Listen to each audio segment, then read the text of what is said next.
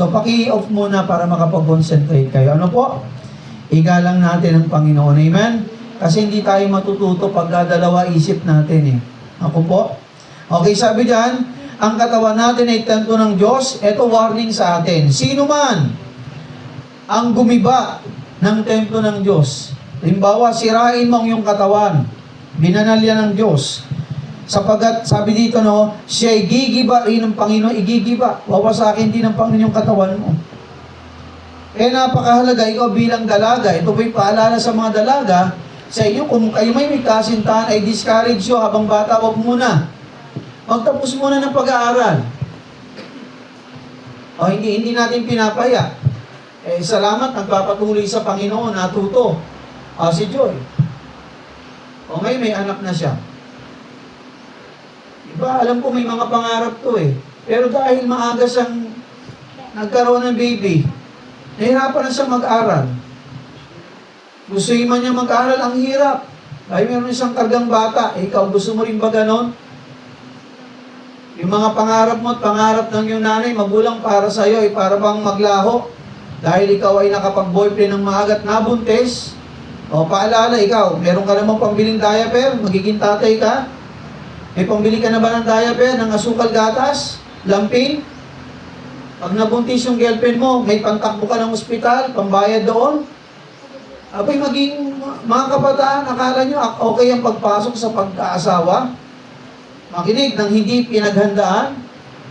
Abay, kung hindi kayo magiging handa, makinig, magiging problema kayo sa bloke nyo. Magiging problema kayo ng barangay. Magiging problema kayo ng gobyerno. Nakuha nyo po? Abay, aalalahanin pa kayo ng gobyerno eh. Abay, kung tayo po'y Kristyano, hindi dapat tayo magpabigat sa gobyerno. Amen? Abay, dapat nga tumulong pa tayo. Nakuha po? So, sa mga anak nating mga dalaga at binata, huwag mo na mag-boyfriend. May tamang panahon para dyan. Isipin mo pag nakapagtapos ka ng pag-aaral. Halimbawa si Kuya. No? Maging manager ng bangko, ikaw Kuya. Ikaw. Hinakabisita, hinakagano. Ikaw, hapo ka Kuya eh. Maraming hahabol sa mga babae. Kapag gagwapo ka at maganda ka, pero pag nagkamali ka, kawawa ka sa dulo at kawawa magiging pamilya mo. So ingatan mga babae, young people, makinig, ingatan ang inyong katawan. Huwag niyong ibibigay yan sa kasintahan. Wala siyang karapatan sa katawan mo. Ganon din ang lalaki sa babae. Kung kayo mga dalaga at binata, walang karapatan kayo sa katawan niyo sa isa't isa. Kasi ang katawan, bibigyan kapag kayo ay kasal na. Yung ibang kabataan, akin ka lang.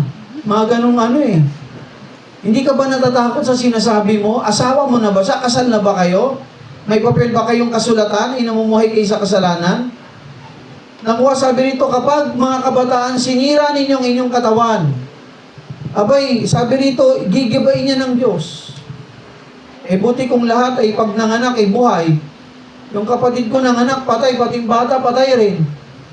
Akala nyo madali lang manganak ang mga babae? Abay, ang paa niya, kabilang paa, nasa hukay. Ganon din naman tayo mga adult, no? Abay, kung ikaw ay may asawa ka. Huwag ka na maghanap ng ibang Adan at ibang Eva. Yung po'y sala na. Hello? Abay, dito po, hindi natin hinihili ang kasalanan sa simbahan. Ang kabanalan ay kabanalan, amen? Ang kasalanan ay kasalanan, ang katwiran at ay katwiran. Pag nasa katwiran ka sa buhay na banal, maayos ang buhay mo. Amen? Pero pag namumuhay ka sa sala, ay sabihin ko sa iyo, magkakawardi-wardi ang buhay mo. Kaya sabi ng paalala ito sa atin, huwag mong sirain ang templo ng Diyos. At sinong templo ng Diyos? Sapagkat ang templo ng Diyos ay banal, na ang templong ito ay tayo. Ingatan mo yung katawan mo. Bilang dalaga, bilang binata, ibibigay mo lang yan sa mapapangasawa mo pagkatapos ng kasal. Hindi ako naging maayos din ang buhay ko na ako'y binata. Pero nung nakilala ko si Macy, sabi ko, Lord, makinig yung unang halik, pag sinabi nung magkakasal sa amin, maaari mo na siyang halikan. Mga kapatid, yung dating kasintahan na ngayon misis ko na, yung unang halik ko sa kanya during the wedding, basta maniwala ako sa'yo. Mga kapatid, tiniis ko kahit gigil na gigil akong halikan siya. Sabi ko, Lord, ayoko magkamali, ayoko magkasala. Sabi ko, yung unang halik sa wedding. Kaya mga kapatid, mapala din ako sapagkat si Mrs. Dalaga, ako yung kauna-unahan niyang kasintahan. Pagkatapos ang masalimuot na mga pangyayari sa buhay ko. Praise the Lord. Amen? So mga kapatid, abay kung mahal mo yung isang babae, sa mga lalaki ha, kabataan, kung mahal mo siya, irerespeto mo siya. Nakuha, igagalang mo siya. Ikaw din naman babae, kasi may mga babae ngayon, abay naliligaw na sa mga lalaki. Hello? Sino kaya yun? Ay, hindi ko sinasabi ikaw yun ha. Abay may ganun. Abay kung ikaw ay babae, igalang mo rin yung lalaki. Nakuha?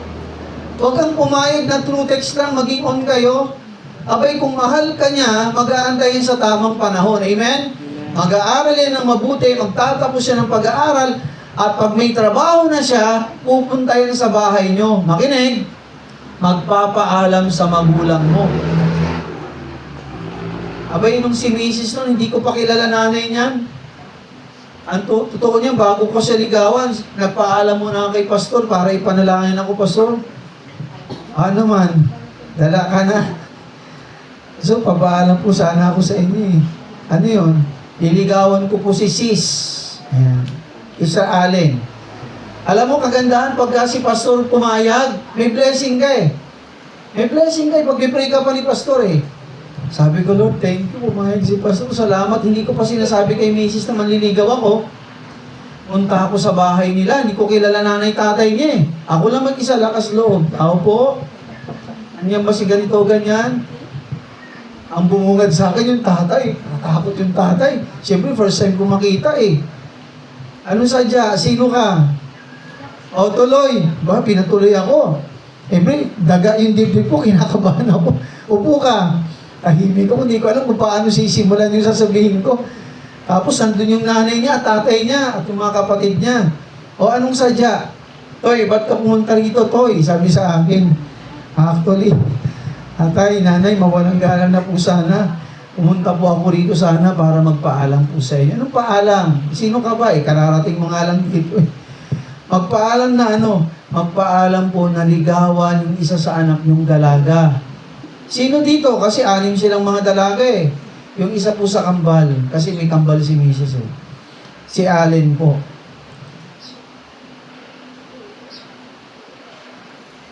Alam mo, sabi ng magulang niya, pagka tama maganda, malinis yung intention mo. Ano mo sabi sa akin ng nanay tatay niya? Niligawan mo lang pala eh. Eh sige, ligawan mo. Check kay pastor. Check sa magulang, di lumulokso yung puso ko. Tumatalo-talo yung puso ko. Gusto kong, lumundag sa tuwa. Umayag na. Pero si Mrs., hindi ko pa nasasabihan si Sister Allen na nililigawan ko siya. Basta pumayag si pastor, pumayag ang magulang, kasi ihahatid mo yan sa bahay. Hello? Mga magulang. Pag yung bang, sino po may mga anak sa atin, taas ang kamay? Oh, Brother Joey, sis. Halimbawa yung anak mong dalaga, uuwi, abay may maghahatid na lalaki, matutuwa kayo? Anak, sino yan? Pinapaalam mo sa amin? Magkagano lang magulang eh. Bibigyan ko yung tip, mga young people ha, sa tamang edad ha. Kasi magagalit na, ay may pa yung anak ko, ihahatid-hatid mo, ano yan, lumpo?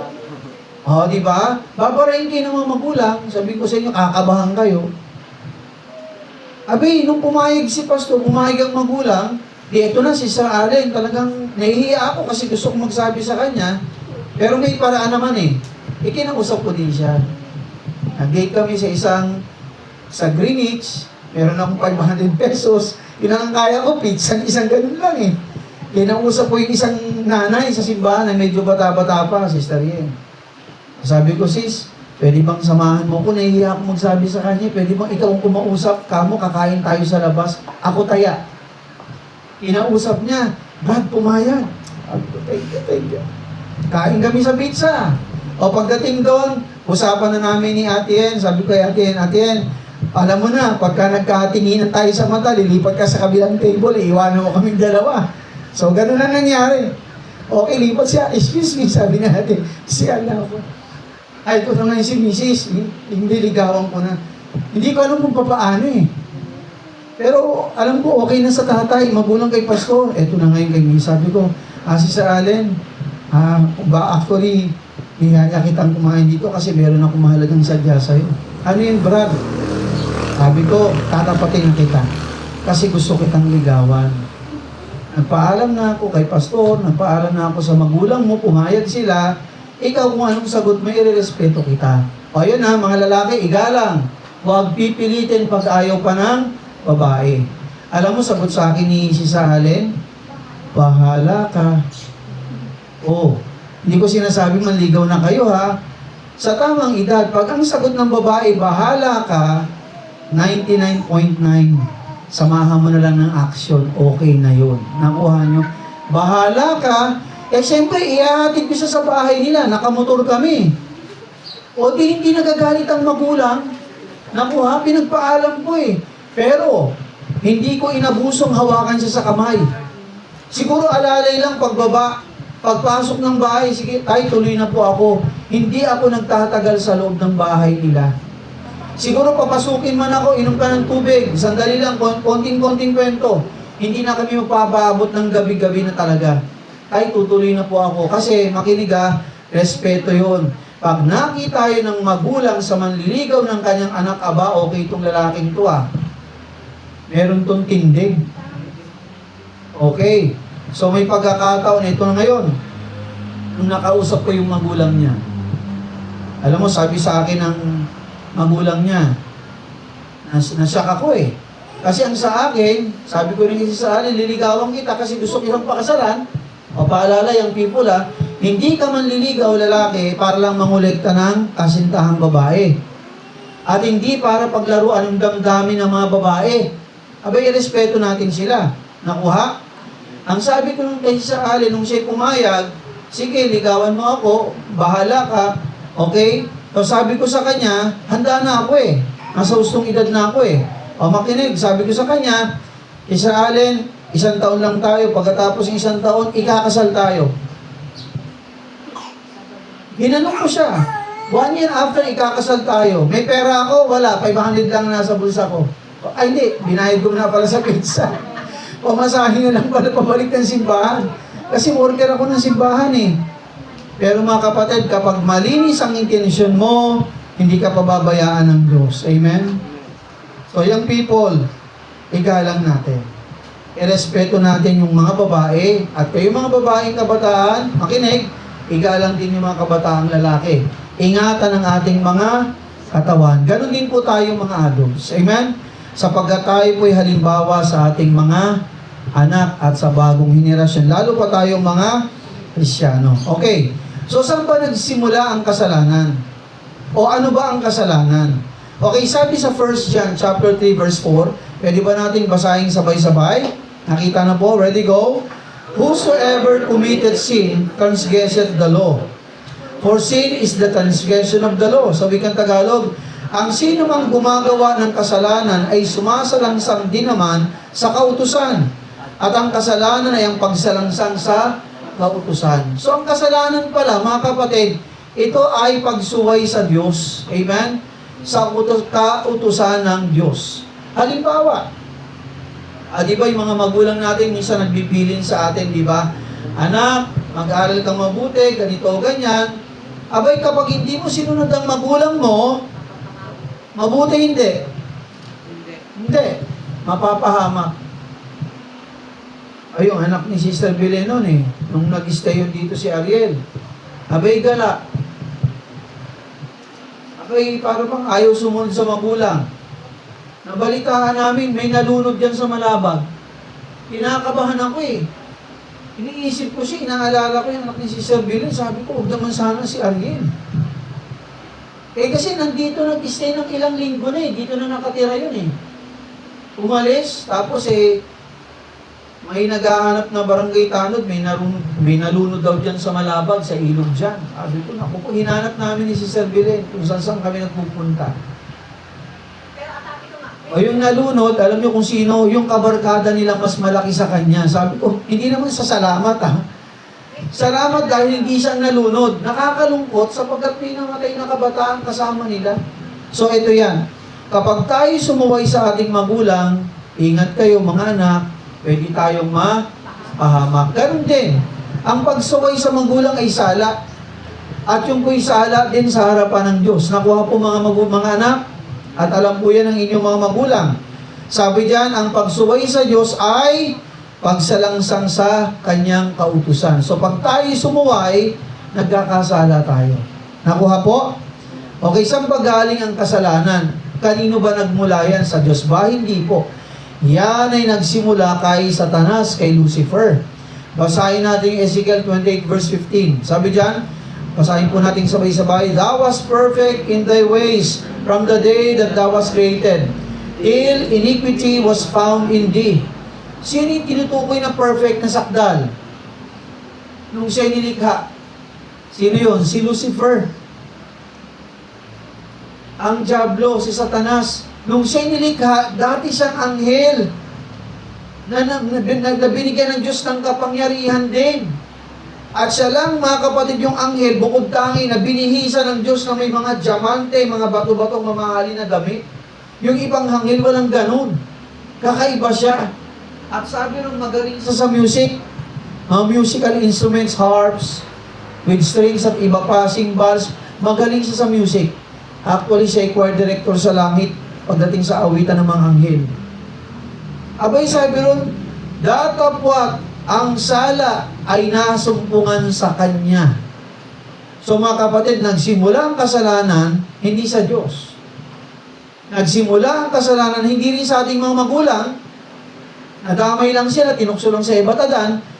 Datapwat ang kasalanan, mga kapatid, ay nagsimula kay Lucifer, kay Satanas, sa kanyang puso. Walang tumukso sa kanya, tama? Pagdating sa ating mga magulang na si Eva at Adan, tinukso ni Lucifer eh. Pero kay Lucifer, walang nagtusok sa kanya. Kundi ang kasalanan ay nasumpungan lamang sa kanyang puso. Kaya nga sabi din, ikaw na sakdal sa iyong lakad mula sa araw na ikaw ay lalangin. Sakdal siya, malinis. Hanggang sa kalikuan o kasalanan ay nasumpungan sa iyo. So mga kapatid, ang kasalanan ay simula kay Satanas.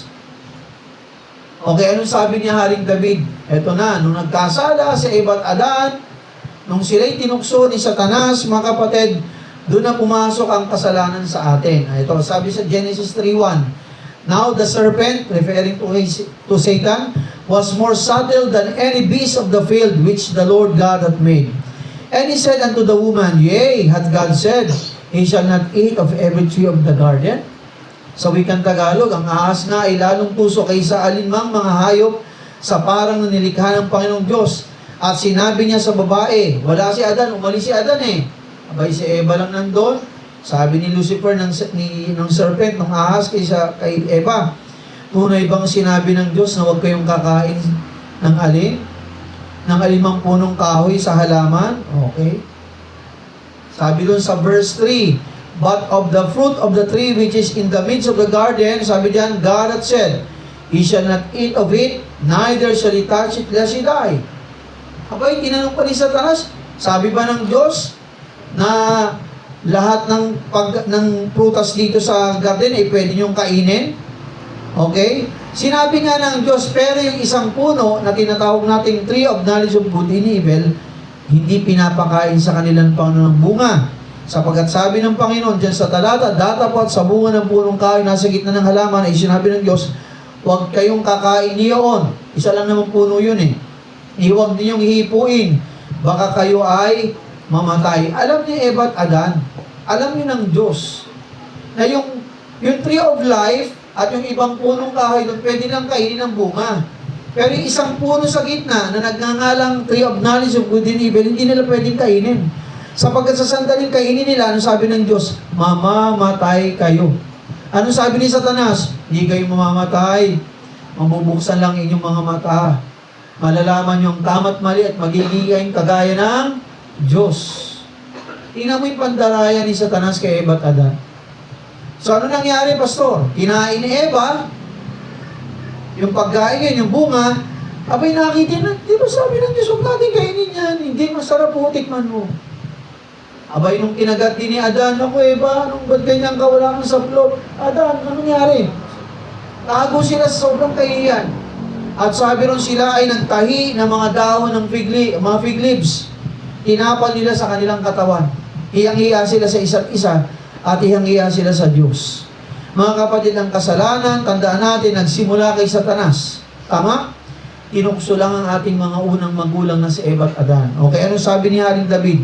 Saan siya pinaglihi? Psalms 51 verse 5. Ano sabi diyan? Behold, sabay-sabay po natin basahin. I was shapen in iniquity, and in sin did my mother conceive me. Narito, ako'y inanyuan sa kasamaan, at sa kasalanan ako ay pinaglihi ng aking ina. Nakuha po mga kapatid, ang kasalanan ay galing kay Satanas. Tinukso ang una nating mga magulang na si Eva at Adan. Kaya tayo po bilang mga tao, sa harapan ng Diyos talagang may angking kasalanan. Amen? Praise the Lord. Tayo ay napatawad lang ng Panginoon sa pamagitan ni Kristo, na bugtong na anak ng ating Ama sa langit. Okay. So ano pa ba yung anyo ng mga kasalanan? Ano-ano bang anyo ng mga kasalanan? Tulad dito mga kapatid, no? Tulad ng bisyo. O yung nakikita nyo sa larawan, di ba? Di ko na kailangang isa-isahin pa. Iba't ibang uri ng kasalanan. Maring sala sa pera, sala sa pinagbabawal na kung ano-anong bawal, mga kapatid, sa katawan natin, na makakasira sa iyong katawan. Aba yung kaibigan ko, nakausap ko kahapon, nagtapon ako ng basura, na ospital. Eh, pag magbisyo ka, maganda ka ng pera. Tinanong ko sa, ay salamat, nakalabas na kayo ng ospital. Umayat siya eh. Pero, gumaang naman yung pakiramdam niya. So, tinanong ko siya, ano pong sakit? Sa ganito eh. Inoperahan ako. Magkano po ang bill nyo sa ospital? Alam niyo kung magkano? Kulang-kulang 1 milyon. Sige, magbisyo ka pa. Magbisyo ka pa. Di ba mas magandang malusog tayo? Amen? Abay, kung Kristyano ka, sabi ng Diyos, ang katawan mo ay templo ng Diyos. Abay, ingatan mo. Sapagkat kung paano natin iniingatan ang ating katawan, makinig po, yun yung paraan ng ating pagpapasalamat sa Diyos. Nakuha po mga kapatid? Pasalamat ka, malusog ka eh. Ang hirap kayo mga ospital. Kawawa ang nanay at tatay mo, asawa mo, saan kukuha ng pera, yung mga anak mo maiiwan. Ako mga kapatid, ang hirap. May ganun ka bang pera, 100,000, pag na-hospital ka? Kahit ako wala eh. Ako magbisyo eh. Kasi masisira yung katawan mo. Ito pa, masaklap. Pag namatay ka, ikaw walang problema. Nakuha? Ay, hindi, problema mo, impyerno. Napakabigat na problema yun pag wala ka pa kay Kristo. Pero iiwanan mo, kawawa din sila. Kukuha ng pambayad sa lupa. Tama? May bayad siya. Alam mo ba kung magkano yung 2 meter by 3 meters? 1.5, hindi, 2 meters by 3 meters. Tama ba? Hindi, ito masyadong malaki. 1.5 by 2 meters o 1.5 by 2.5 meters. Alam niyo ba kung magkano? Yung lalagyan lang ng ataul mo kasi ako po may silence sa Memorial Park. Ang hawak ko'y Providence, Manila Memorial, tsaka yung Golden Haven sa Amadeo. Ay kung gusto niyo bumili ng lupa, makaka-discount kayo, lumapit kayo sa akin. O makinig po. Alam mo kung magkano yung 1.5 meter by 2.5 meter? Mag-ready ka na. 100,000 lang naman. Meron ka? Ayaw mo pang mamatay. O, di ba ingatan mo katawan mo? Abay, saan kukuha yung magulang mo ng 100,000 lupa pa lang? Tama? Magkano kabaon? 50,000. Kahoy lang yun. Manipis pa. Hindi yun bakal. Okay. Ililibang ka. Magpapakain pa. Saan sila kukuha pampakain sa'yo? Mga kapatid, pag nagbisyo tayo, makinig po sinisira mo yung katawan mo. Hello. Templo yan ng Diyos, pakaingatan mo. Nako po mga kapatid. So, iba't ibang klase ng bisyo. Any vice, ano ba ibig sabihin ng vices o mga bisyo? O, punta tayo sa dictionary. Pag sinabi nating vices o bisyo, a vice is a negative habit or behavior that is considered immoral, unhealthy or social unacceptable. Okay, pag sinabi nating bisyo, ito raw ay negatibong habit. Pag sinabi nating habit, gawi o pagkilos.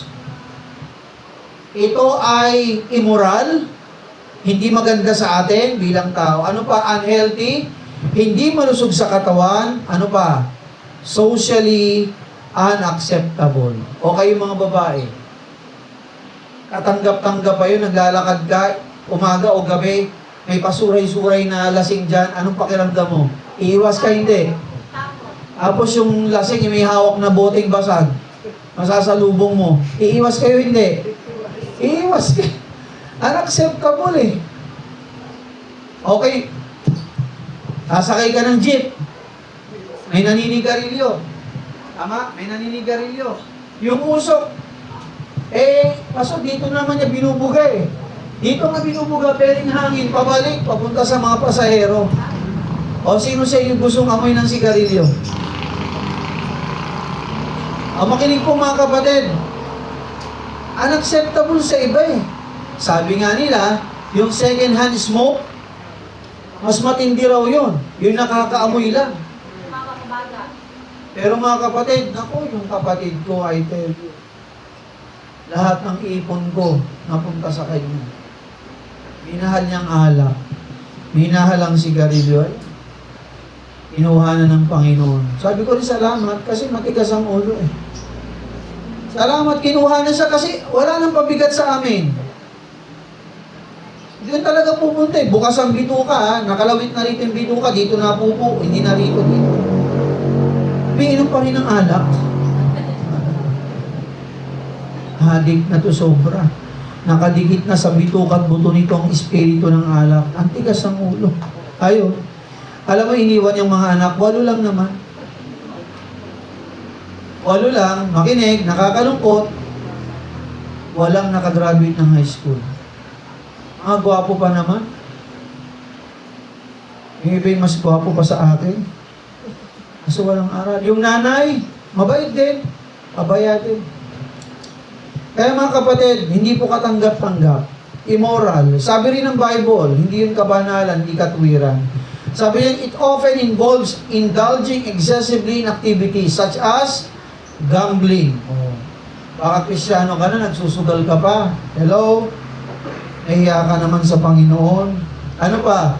Substance abuse, pag-abuso sa kung anumang gamot yan, pinagbabawal. Ano pa? Compulsive behaviors. O, tingnan mo yung mga bisyo.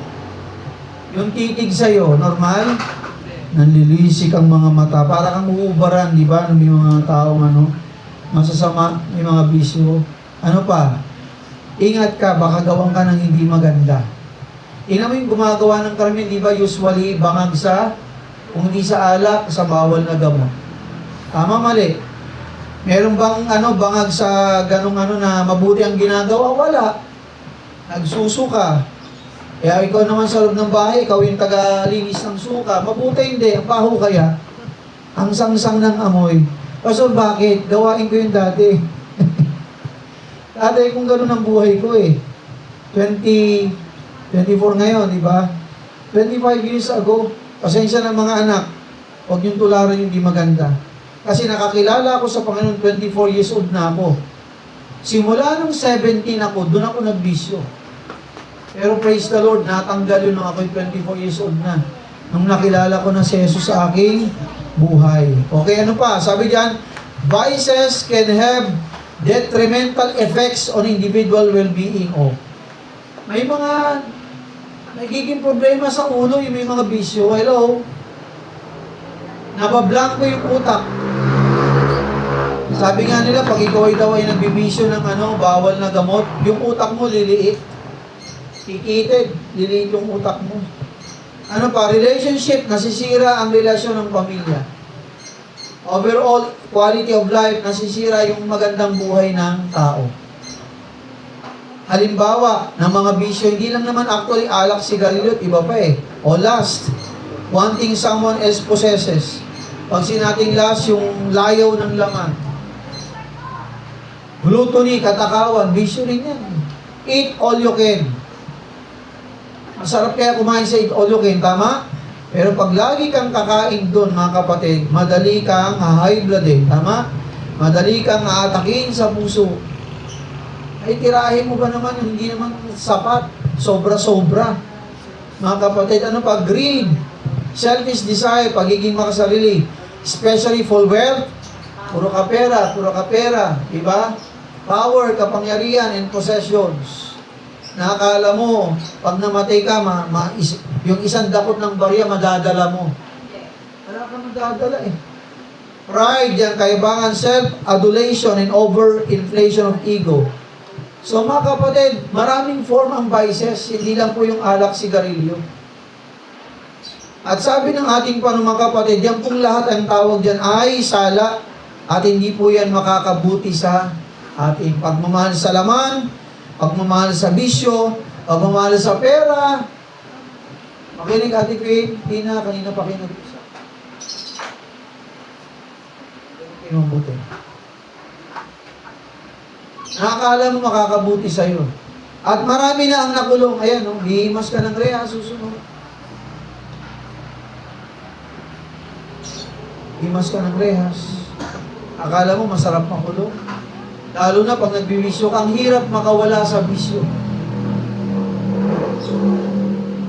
Okay, next.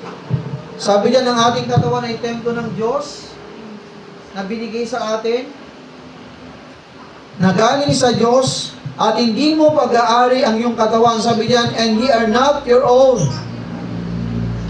Hindi mo pag-aari yan, binigay niya sa iyo ng Diyos. Amen? Ang may-ari niya ng Diyos, dapat nating paka-ingatan.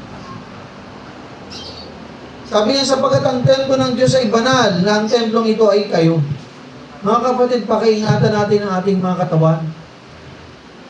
Gusto mo bang maging malusog ka o sakitin ka? Gusto mo bang maayos ang buhay mo sa bahay, sa trabaho, o nandun ka sa ospital at walang kita? Kung hindi na mo problema, pamahal mo sa buhay, papadalang ka ng pagkain, ng gamot. Ang hirap ng ospital, mga kapatid. Hello? At sabi ng Panginoon, nabay lumayo tayo sa mga gawang ganon, sapagkat hindi po yun makakatulong sa atin. Sabi diyan, sino man ang namumuhay sa kasalanan ay sumasalangsang sa batas, sapagkat ang kasalanan ay pagsalangsang sa kautusan. So mga kapatid, kapag hindi natin iniingatan ang ating katawan, makinig po, nagkakasala tayo sa Diyos. Hello? Nagkakasala tayo sa Panginoon.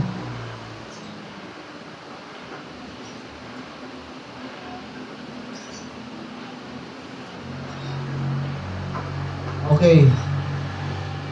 Last na talata, at dito tayo titigil. Sabi sa 2 Timothy 3:1, this know also, sabay-sabay natin basahin. Ready, go. This know also that in the last days, perilous time shall come. Datapwat, alamin mo ito, na sa mga huling araw ay darating ang mga panahong mapanganib. Abay, mga kapatid,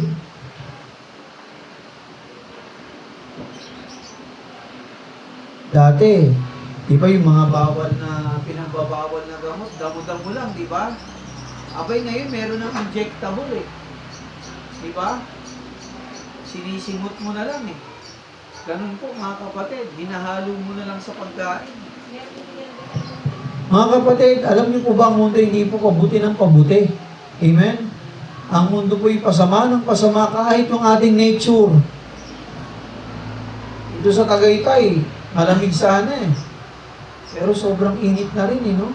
Pero mapalad pa rin tayo kaysa bumaba ka sa gawing Dasma, sa Pote, Manila, na para kang piniprito na.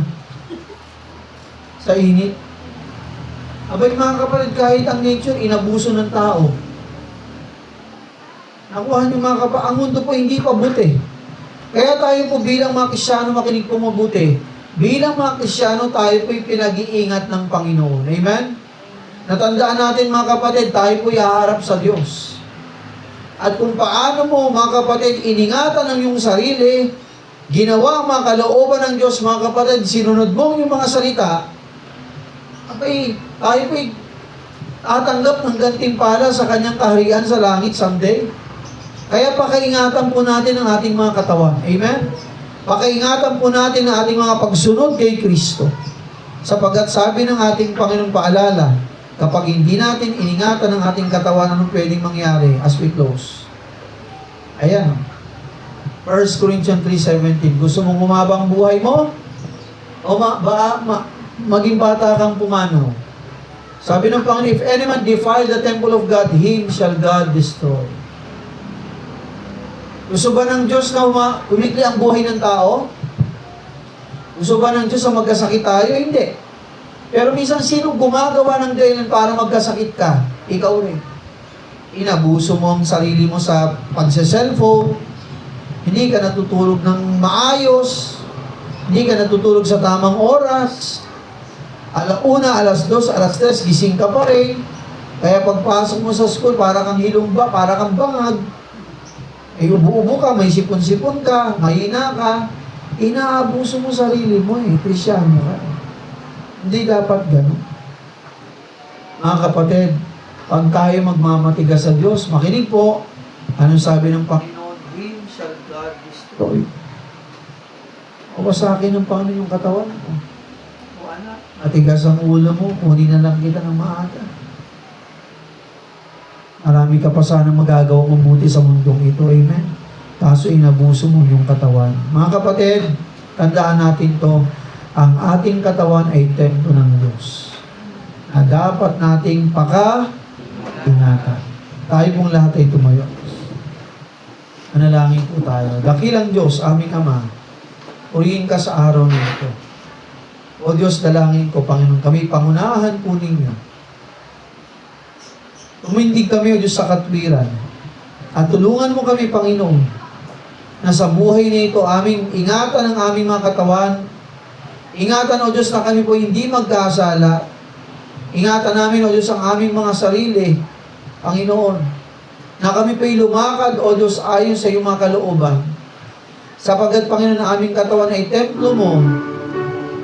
Ito'y binigay mo sa amin, Panginoon, at dapat naming pasalamatan, O Diyos, ang biyayang ito. Ingatan namin. Manatili kaming malusog, Panginoon. Dalangin ko, O Diyos, ayusin niyo pong puso ng bawat isa sa amin. Layuan po namin ang gawang sala. Layuan po namin, O Diyos, ang mga bisyong hindi kalugod-lugod sa iyo at makakasira ng templo mo. Makakasira ng aming katawan sapagkat ang aming katawan ay binanal mo. Ito'y binayaran mo, O Diyos, ang dalisay mong dugo sa krus ng Kalbaryo. Binigay mo, O Diyos, ang iyong buhay para sa amin. Tulungan mo kami, Diyos, sa ingatan ng ito. Sapagkat ito'y paraan ng aming pasasalamat din sa iyo. Piliin po namin mamuhay kami sa kabanalan at katwiran. Lalo pa sa panahong ito ng mundo po'y pasama ng pasama. At hindi po pabuti ng pabuti, Panginoon, ang sitwasyon na aming nasasaksihan. Tulungan mo kami, Diyos, bilang mga Kristyano, tumindig sa katwiran, tumindig sa kabanalan, tumindig sa kalinisan, Panginoon. Iliin po namin mamuhay kami sa maanang maayos sa inyong harapan. Habang nakayukot nakapigit ang bawat isa, habang nakayukot nakapigit ang bawat isa, pigit lang po tayo. Unang-una, sa ating mga bisita. Salamat sa iyong pagdalo sa umagang ito. Pero nais kong sabihin sa iyo, kaibigan, mahal ka ng Diyos. Mahal ka ng Diyos. Ate, mahal ka ng Diyos, kuya. Alam mo bang si Kristo ay namatay sa krus ng Kalbaryo para sa iyo? Alam mo ba na binuwis niya ang kanyang banal at dugo at dalisay ng dugo sa krus ng Kalbaryo para sa iyo? Upang ang iyong mga salay mapatawad, mahugasan ito, at nais ng Diyos maging anak niya. Habang nakapikit, nais ng Diyos magtiwala ka sa Kanya. Pagbuksan mo siya sa iyong buhay. Manampalataya ka kay Kristo. Sabi ni Jesus, ang sino mang sasampalataya sa akin ay magkakamit ng buhay na walang hanggan. Ang sino mang sasampalataya sa akin ay magkakaroon ng tahanan sa kalangitan, mansyon. Kaibigan, gusto mo rin bang mapatawad ang iyong mga sala habang nakayukot nakapikit? Kung nais mo habang nakayukot nakapikit, nais itang ipanalangin. Kung nais mo rin si Kristo sampalatayanan sa iyong buhay, itaas mo yung kanang kamay. Pastor, ang tataas ako ng kamay. Gusto ko rin pong si Kristo pagtiwalaan sa aking buhay. Nais ko siyang maging Panginoon ko, tagapagligtas ko. Habang nakayukot nakapikit, salamat. Huwag mahiya, thank you. Pikit lang, taas ang kamay. Huwag mahiya. Si Kristong tatanggapin mo sa iyong buhay. Thank you. Sino pa? Meron pa ba? Ikaw man ay dalaga, ikaw man ay binata, ikaw man ay tatay, nanay, huwag kang mahiya. Habang nakayukot nakapikit, taas mo yung kamay. Kailangan ko si Jesus, Pastor. Gusto ko siyang tanggapin din sa aking buhay, sampalatayanan. Meron pa po ba? Thank you. Salamat. Meron pa po ba? Okay, sa nagtaas ng kamay, baba na natin, sundan niyo lang po ako sa panalangin. Sundan niyo po ako sa panalangin, itong panalangin. Panginoong Jesus, sa oras mong ito, ako'y lumalapit sa iyo, humihingi ng tawad sa aking mga kasalanan. Panginoong Jesus, sa umaga pong ito, nalaman ko na ako'y mapapahamak sa apoy ng impyerno. Subalit ikaw, Jesus, ay namatay sa krus ng Kalbaryo upang hugasan at patawarin ang aking mga sala. Jesus, sa umaga pong ito, pinagbubuksan kita sa aking puso. Ikaw ay aking sinasampalatayanan at tinatanggap bilang aking Panginoon at tagapagligtas ng aking buhay. Jesus, maraming salamat sa buhay mong inalay sa krus ng Kalbaryo. Ang aking mga salay na patawad ng lahat at ako'y binigyan mo ng buhay na walang hanggan. Tulungan mo ako na lumago sa iyong mga salita. Salamat pong muli sa ngalan ni Jesus. Amen. Habang nakayukot nakapikit, manatili pong nakayukot nakapikit. Ikaw naman, kung ikaw ay Kristiyano na, matagal ka nang tumanggap sa Panginoon, nais ng Diyos mga kapatid, mamuhay tayo ng malinis at banal sa mundong ito. Sa kapwa ko mga Kristiyano matatagal na, pipiliin mo rin bang mamuhay ka sa kalinisan? Pipiliin mo bang mamuhay ka rin sa kabanalan gaya ng nais ng Panginoon? Kung yan ang nais mo, I would like to pray for you. Taas mo yung kamay. Pastor, panalangin niyo po ako. Nais ko rin po mamuhay ko sa kalinisan, kabanalan, bilang babae, bilang nanay, bilang tatay, bilang dalaga, bilang binata. Panalangin niyo po ako. Salamat. Sino pa? Mga kapatirang Kristyano. Nais ng Diyos mamuhay tayo sa kalinisan at kabanalan. Thank you. Tayo po'y pagpalain ng Diyos. So tayo po'y manalangin. Panginoon, pagpalain niyo po ang kapwa ko mga Kristyano. Iliin po namin, Panginoon, mamuhay kami sa kabanalan at kalinisan. Tulungan mo kami, Panginoon. Kami pangunahan po ninyo, O Diyos. At dalangin ko ang mga tatay at nanay na meron kami sa loob ng simbahan. Maging kami magandang halimbawa ng kabanalan sa aming tahanan, sa aming mga anak, sa aming pamilya, sa aming mga kapitbahay, sapagat kami mga Kristiyano, Panginoon. Mga anak mo kami, tinubos mo ng banal mong dugo, O Jesus. Dalangin ko pa hanggang sa pagbabalik namin. Pagbabalik mo, Jesus, manatili kami nag-aantay sa iyong pagbabalik at masumpungan mo kaming namumuhay sa katwiran at kabanalan. Ganon din po sila mga bagong tumanggap sa iyo, Jesus. Sila'y pagpalain po ninyo. Sila'y pangunahan po ninyo, Panginoon. Ang iyong mga salita, O Diyos, ay lumago sa kanilang buhay. Bumalik po sila. Patuloy pong makinig at matuto ng iyong mga banal na kalooban. At sila'y pagpalain po, O Diyos. Itong aming dalangin at samo sa ngalan ni Jesus. Amen. Okay, be seated. Ito po tayong lahat. Okay? So, yung nagtaas ng kamay kanina, huwag mahiya. Ang tinanggap mo yung si Kristo, tama? Sino po yung sumunod sa panalangin ng pagsampalataya kay Jesus? Pwede bang tumayo? Okay, mahiya. Tayo. Tinanggap mo si Jesus, tayo kayo. Sino pa? Hindi to, meron din nagtaas ng kamay. Tayo po kayo. Ayan. Sino pong tinanggap niyo sa panalangin kanina? Si Jesus. Okay, sabi ni Jesus, ang sino mang sumampalataya sa Kanya ay may buhay na walang hanggan. Meron po tayong katiyakan ng langit. Okay? Bigyan sila CJ ng altar card. Yung kulay pink ba yun? Tama ba? Kulay pink kung meron. Tapos fill out nyo lang po yan. Ilagay nyo dyan, no? Nakalagay dyan, have you accepted Christ in your heart as your Savior? Checkan nyo lang po yun. Tapos ilagay pong petsa ngayon. Ano pong petsa ngayon? Sa April 21. April 21. So, huwag niyong kakalimutan yan. April 21, tinanggap ko si Jesus sa aking buhay. Nais ng Diyos, kayo po'y lumago kay Jesus. Amen? Palakpakan natin sila. Okay, sabi ng Bible sa Luke 10:15, likewise, I say unto you, there is joy in the presence of the angels of God over one sinner that repented. Alam niyo ba, kuya, kayo pong apat na tumanggap ngayon kay Jesus, ang mga anghel sa kalangitan ay nagagalak at nagsasaya. Bakit, Pastor? Abay, nagsisi kayo eh. Amen? Sumampalataya kay Jesus eh. Hindi lamang kami natutuwa, pati ang anghel sa kalangitan. Kaya dalangin ko mga kapatid, kayo po'y magpatuloy kay Kristo. Amen? So kayo po'y pagpalain ng Panginoon, makakaupo na po tayo. Okay. So, bilang